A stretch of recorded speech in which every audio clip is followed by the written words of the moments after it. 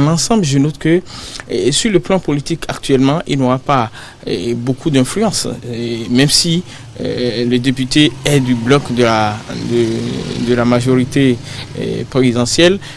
Il est élu député dans la 15e circonscription. Dans la 15e circonscription, c'est qu'en dehors de son parti, il y a le PRD qui est un peu influent dans la zone. Le PRD qui se retrouve dans le même bloc que lui.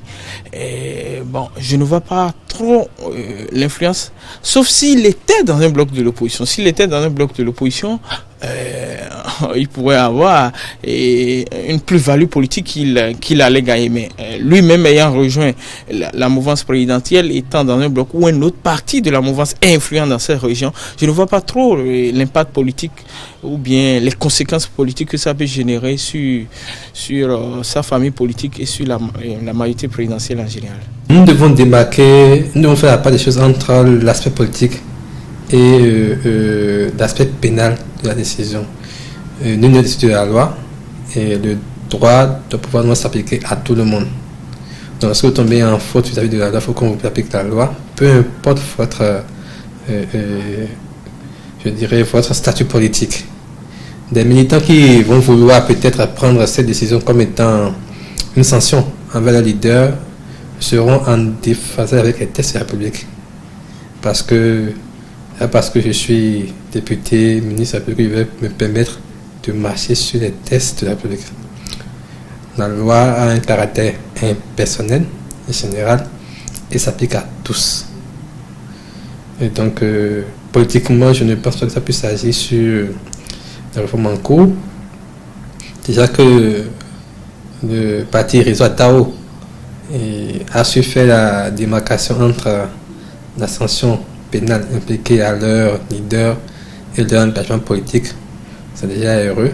Moi, je dirais que pour apprécier l'impact que ce verdict a sur le plan politique, il faut commencer d'abord par voir la position politique de Atao.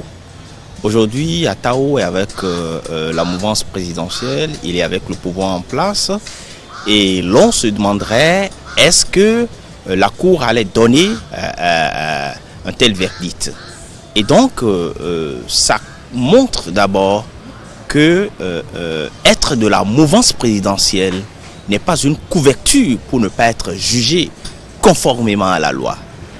Et l'impact que ça pourrait avoir, c'est que tous ceux qui sont aujourd'hui de la mouvance, tous ceux qui sont à des postes de responsabilité, doivent avoir à l'esprit la responsabilisation et l'idée qu'un jour leur responsabilité pourrait être mise en cause plutôt s'ils sont fautifs.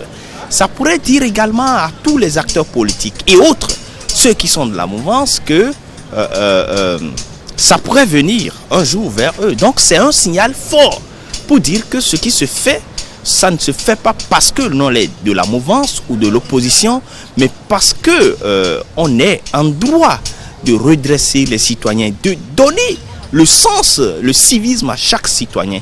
Donc pour moi, l'impact que ça pourrait avoir, c'est que ça va amener les acteurs politiques à savoir que, quel que soit le camp, si vous êtes fautif, vous aurez jugé conformément à la loi.